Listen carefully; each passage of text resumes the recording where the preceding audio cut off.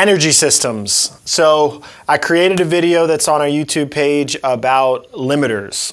And from that, I got a bunch of questions and people that I know that emailed me thoughts on like doing aerobic training and going running. And because that video got so much interest, I wanted to dive deeper into how we think about energy system training with regards to CrossFit preparation. So first things first is limiters are context specific. So what I mean by that is if somebody needs to be able to breathe and move blood and pump their heart and coordinate a movement pattern, it's going to be different if they're running versus doing thrusters and double unders. I think somebody posted a comment like, yeah, I get it. That's the SAID principle, the specific adaptation to impose demand. Yes. So if you're doing a specific type of training under a certain subset of parameters, then that's the adaptation that you need to be able to improve to be able to get better at energy system. I think sometimes people use too broad of terms to describe, oh, this is aerobic, or this is anaerobic, or this is lactic, or whatever buzzword people want to use from exercise science to be able to describe what's happening. While that's useful, and it's useful to have theoretical discussions about what's going on internally, I wanted to talk about the actual protocols that we would write to get people better at a workout like 17.5. So since the Open finished not that long ago, and it's fresh in everyone's mind, it was probably the test that most people were exposed on and that like challenged respiration and breathing and coordination under fatigue the most. So I thought it was probably the closest pure energy system test that we could have gotten. Maybe 17.1 could go in that discussion. However, because dumbbell snatches aren't trained in that volumes in most people's design on a regular basis, a lot of people were getting local muscle endurance limitations in their grip and posterior delt and butt and hamstrings and low back. And that pattern in and of itself is limited in so many people by movement quality that I didn't really want to bring that one into the discussion. So I'm going to use 17.5. I think most people that are competing in CrossFit at this point have done enough thrusters, have done enough double unders in their training to be able to say that those movements are quote unquote proficient. Now, they might not be at the highest level of virtuosity needed, like they're not games level, but they're good enough to be able to elicit an energy system demand. So I wanted to use that one as our framework of testing. So I'm going to simplify things and say that all limitations come into these four categories. Real quick, can you say what 17.5 was? Yes, 17.5 is 10 rounds of 9 thrusters and 35 double unders. And the thruster weight was 95 for men and 65 for women. So that's 17.5, and then all limiters for all energy system tests in some way come down into these four limitation categories. Your heart, so your heart either can't pump enough blood or can't deal with the pressure that's required to break through blockages in the muscles. There's a lot of different types of limitations that fall within the heart, but let's just say that's one limitation. Your brain. Your brain could be like considered central governor, like you get too many inputs. I'm at a certain level of heat and acidity and so much fatigue, and so your brain just goes in there and is like, nope, no more, that's too much input. Or it could literally be coordination. So in double unders, you know, you're great at them fresh, they feel good, and then all of a sudden your heart rate's at 180 and your legs are full of blood, so it messes up your bounding mechanics, and now your coordination isn't good and you miss double unders. So that could be a brain issue. You might not literally be limited by your technical proficiency of double unders, but it's your technical proficiency with all of the other variables of the workout at the same level. So I've done 70 thrusters, my heart rate's at this beats per minute rate, my respiration rate is at this, and so then your brain can't coordinate the pattern. Your lungs, so they're generally it's generally a clearing CO2 issue. You obviously need oxygen for aerobic metabolism. So just basically your ability to breathe in certain positions. So the ability to breathe in the bottom of a front rack and in an overhead position, and the ability to breathe while you're bounding, doing double unders, and be able to do it at a high level, at a high speed, a high cadence while coordinating the workout. And then last would be muscles. So your actual like muscles feeling like they're burning or quads burning. This can get convoluted and complicated because sometimes, as we've been doing more Moxie research, people will say, oh, it feels like my legs are blowing up, where their oxygen levels haven't deteriorated to, 0% local muscle oxygen in the legs. And what's really happening is the brain and the nervous system is cutting off blood flow to the legs because the heart's not strong enough to break blockages. So sometimes people are feeling muscles, but they're actually having a limiter in the heart.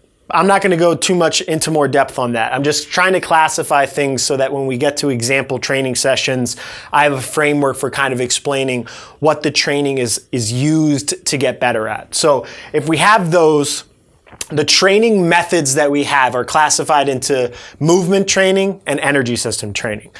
Movement training would be this entire column right here that I'm going to go through.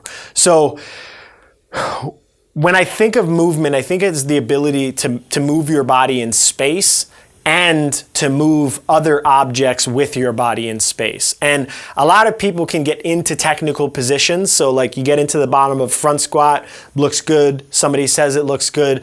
But we can't really do is like figure out how much tension is this person holding in their hip flexors and in their glutes to be able to hold this position? How much energy is being expended just to be able to hold this position? If a squat is supposed to be a resting position, theoretically, if you're just bottom of an unloaded squat, there shouldn't be that much tension that's used to hold the position. But if there is, then your cost per rep is going to go up pretty dramatically, even if your movement looks okay to a trained coach's eye. So when I think about movement, I'm thinking about a really broad subset of variables that take into consideration coordination, muscle tension, like sequencing of muscle tension through a range of motion that could be complicated for you. So transitioning from here into a overhead press while maintaining enough laxity in your diaphragm to be able to breathe, but having enough tension to stabilize your spine. And all of those little nuances of movement go into movement training, which is a little bit more of a sensitive process than when we're trying to drop the hammer and breathe hard and have our muscles burning and go after like what people would traditionally call CrossFit training. So because there's two movements here, I have this broken up into thrusters and double unders. So basically the two positions that we would want to create optimal movement in, if we're looking at thrusters, would be overhead mechanics and squat mechanics. So bottom of the front squat in a front rack and overhead position. And overhead mechanics could take into consideration just rack mechanics as well. So we're basically looking at the cervical and thoracic spine, so the ability to retract the neck and have a neutral head posture, not being overly forward head posture, which is going to roll the shoulders forward and create some inhibition getting overhead.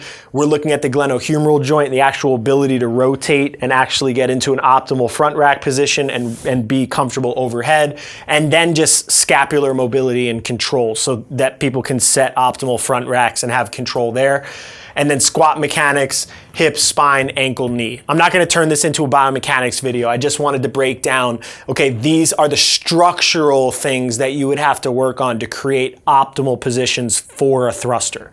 Now, if I'm doing energy system training in a sport of CrossFit, and I'm training to get better at 17.5, but we have a varied subset of tests in 2018 Open.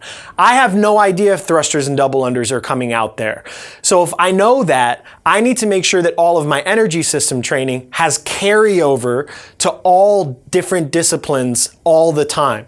So if I want to create mixed modal energy system training, for a front rack to an overhead press, then I need to classify movements in enough of a similar fashion so that I can plug and play different movements in there and make sure that those energy systems are getting trained on a regular basis, for multiple different movements. So I put thrusters here, but in addition to thrusters, if you're improving movement quality in these patterns, we're probably also improving it for wall balls, cleans, front squat, push press, and handstand push-ups.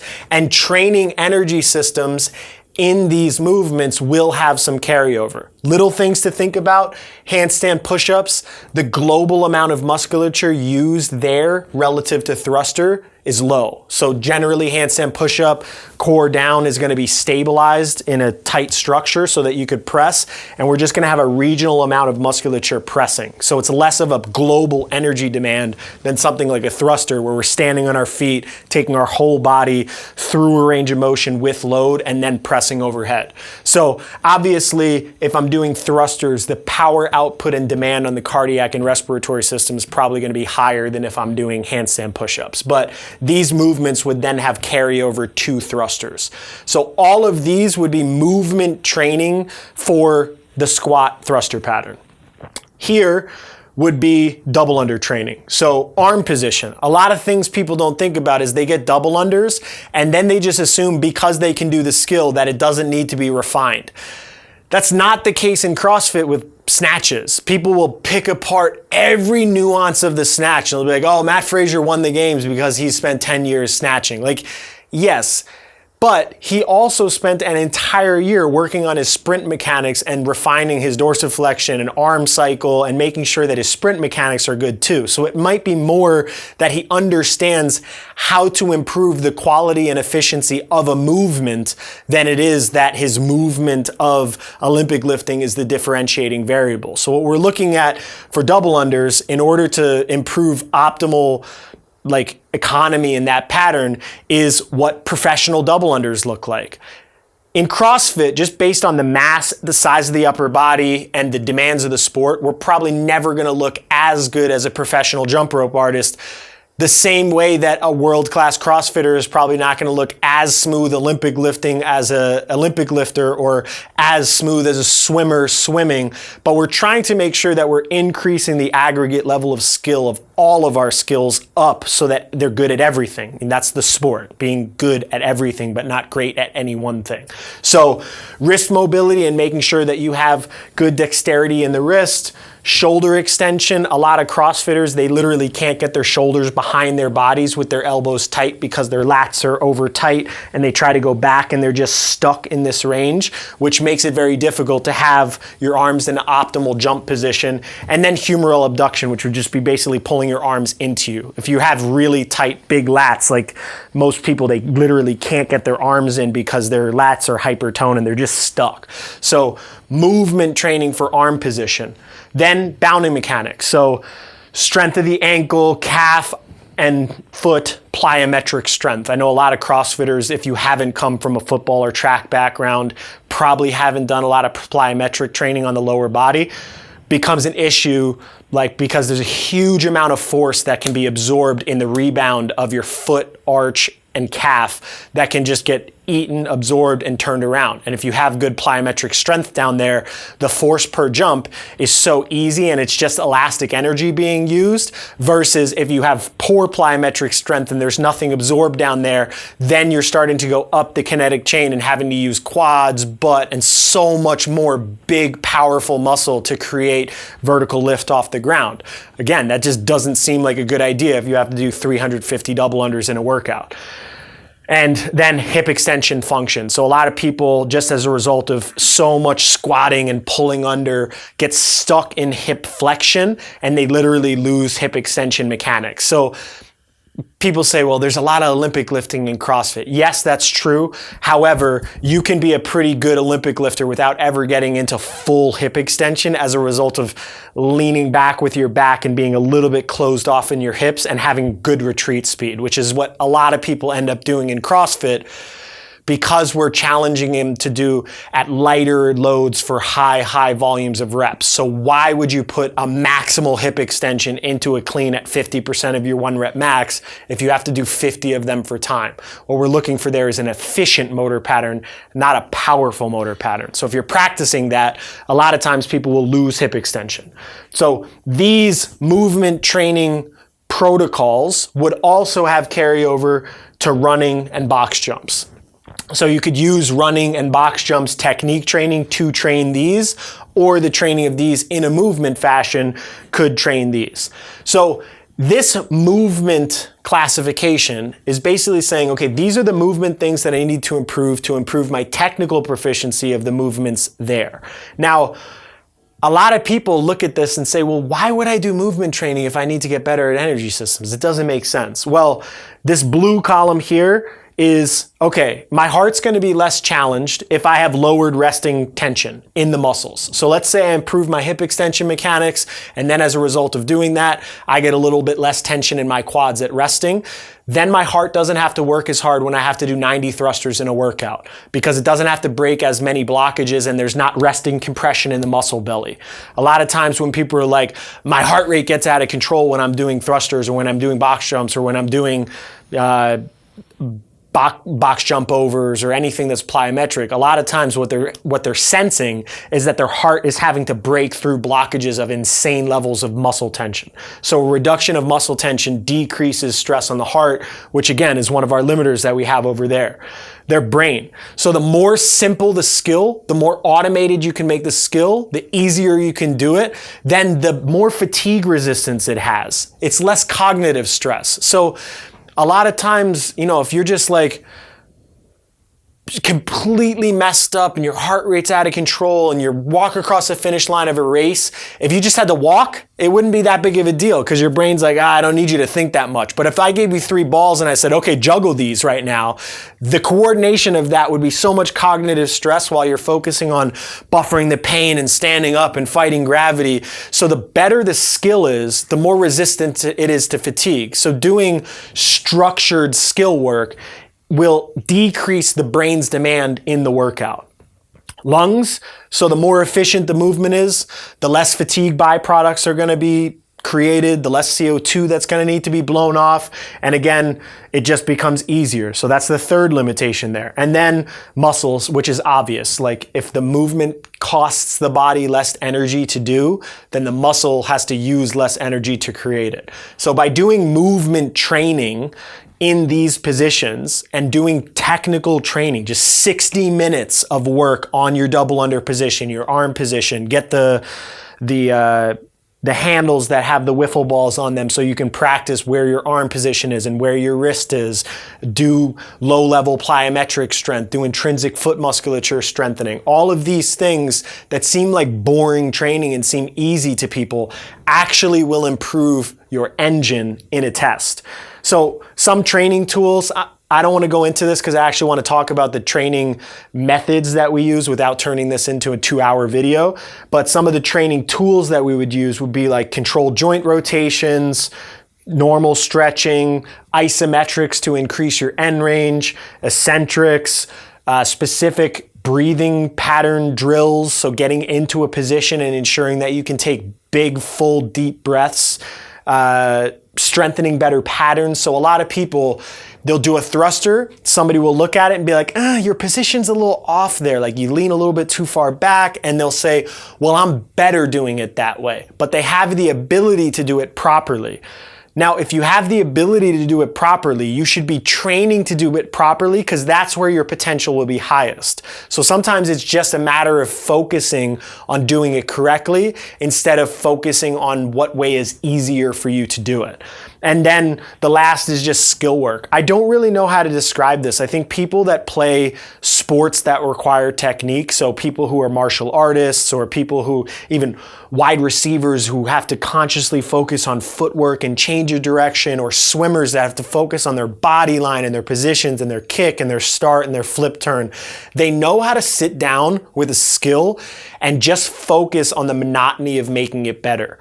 A lot of people who are really good in CrossFit don't like monotony, which is why they like the varied environment of CrossFit, because it's constant stress and input and it's exciting and there's new stuff. But the downside of that is you suck at making the skills better. You're really tough, but your skills are so poor that you're having to work too hard to get scores that aren't reflective of what you'd be capable of if you were willing to focus on actually doing skill work. So I think skill work is more of a mind state. If you read something like the book Flow that talks about getting into a flow state and diving into a monotonous task and starting to perceive the intricacies of the movement, that's what skill work would be. So I would say movement and understanding how to make your movement quality better would probably be the number one thing that almost every CrossFitter from the lowest level to the highest level could work on all the time, year round, to get better, and probably doesn't want to do because they call it boring and monotonous. So I put this first just to go into the topic to explain that this makes everything better, and it's not hard in the traditional sense of hard training. It's definitely taxing on your brain, but your body can take a lot more of this than the hard stuff that I'm going to cover over here. So over here, I have 3 sample workouts that I'm going to go over. The first, I'd row 1K at a threshold pace. So threshold pace in our energy system classification would be doing it at a 30-minute time trial pace. So a 1K, say anywhere from like 3.5 to 4 minutes and a half, depending on the person and how small they are and how poor they are at rowing, at a 30-minute time trial pace is not that hard, but it's going to be enough to start escalating the heart rate and getting breathing up a little bit. Then 20 unbroken thrusters. So now we're adding fatigue. And we're adding the same fatigue that the workout imposes as a challenge. So that's key. If you're trying to get better at a single test and you know the test, you want the demand to be exactly what the test looks like. So we do 20 unbroken thrusters, and then in a 3-minute time frame, AMRAP unbroken sets of 40 double unders. So what I'm doing with this workout is imposing the fatigue that I have and then doing skill work of double unders in a fatigued set. And I'm also, because I'm doing 40 double unders unbroken, I'm challenging them to be in denser sets than the workout is. So the workout's 35 double unders, I'm saying do AMRAP sets of 40 unbroken. So the challenge here would be under stressful conditions on the body, accumulate more volume and technical work of double unders. So this would be used to train somebody who double unders and double unders under fatigue was the limitation in their execution of 17.5. Then you rest a certain amount of time and repeat the intervals. So I'll explain a little bit about the rest repeat intervals as I conclude. 2, this would be like more classified as pain tolerance or like pain training, the way that normal people would prescribe it in the market. So a 3-minute AMRAP at 100% speed. So most people that did 17.5 realized I can't do 10 rounds at maximal speed. So you go out a little bit paced. You do your thrusters, put your bar down, take a couple breaks, pick up your rope, and start going. Now, everybody knows if you take those little couple breaths out and you drop the bar and pick up the rope and go right back, that cutting out those transitions makes it exponentially more difficult. So when you prescribe this, you need an athlete that has a skill level that they can go back and forth really fast on, and you need them to have the intent of going at that speed. So you have them do 3-minute AMRAP at 100%. I put the rest here from anywhere from 90 seconds to 15 minutes. Now, how can it be this varied? Well, it's complicated. It depends on the athlete, the skill level, the energy system that this is challenging. The highest level CrossFitters that I coach right now, they can go back and forth doing 9 thrusters and 35 double unders at maximal speed for 3 minutes and not redline.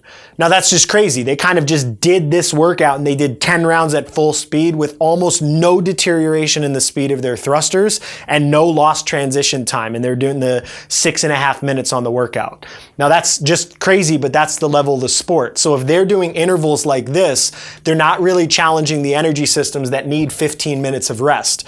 But if you have an athlete that is let's say they're big and powerful and they're an ex-weightlifter and their movement quality is not that good and they go out at 3 minutes at 100% effort, it's going to take them 5 times to recover and repeat the intensity. And the goal is to make sure that the intensity of the sessions is high enough that you're actually getting the stimulus. If it's not, and you do 4 rounds in your first 3-minute block, and then you do 1 round in your next one, then that second set was just worthless. It's no intensity. It's nothing like what you're going to need to do on 17.5, and it's a complete waste of time. So rest in these sets is used to ensure that you're getting the right stimulus, which is what I'll talk about at the end. And then workout number 3 would be an EMOM of 30 minutes on an odd minute, 40 double unders, on an even 11 thrusters. So this would be a volume building session. We'd call this like an EN3, which is like under your threshold pace. Now, I put here a little star. It's 600 double unders and 165 thrusters. You need to be pretty well trained to be able to take that much volume of these 2 specific movements without getting excessive levels of muscle soreness that impact training for the coming weeks, or potentially could cause rhabdo. I mean, probably not with these movements, but again, you have to be safe and think about contraction volume. So this could be 20 to 40 double unders. It could be anywhere from 5 to 11 thrusters.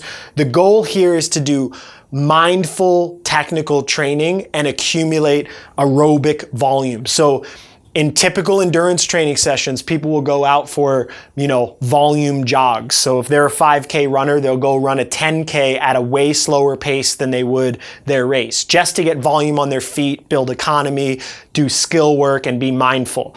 This would be the equivalent in this sport. You can't do 30 minutes continuous back and forth, because then the contraction volume adds up, the movement quality deteriorates. So the way that you build high volumes in this sport is with EMOMs. And a lot of high-level athletes are starting to do that. I don't know if they're doing it thinking about it consciously, or if they just know that they can't do that much high-intensity work in a week anymore. So they're automatically just dropping the intensity with regards to EMOMs. And that is like a transition point from movement work. So skill work over here, no fatigue constraints, you just do 20 minutes of work. Then the next step would be an EMOM, and then you'd go into the more painful type training as we get closer to the season. So when you make these adjustments, the volume of them, the intensity of them, the rest between rounds, the loading, the number of sets, the number of times per week that you attack them, the movement selection that goes in here, all of that is dictated by the athlete's need, the age, their skill level, what you're testing, what your training age is, the time of the year you're in, and there's just so many variables. So I just went into a little bit of how we prescribe or how we think about getting one test better. Now, when you're trying to get better for an infinite number of tests, it gets so much more complicated. And people say, how do you do energy system training?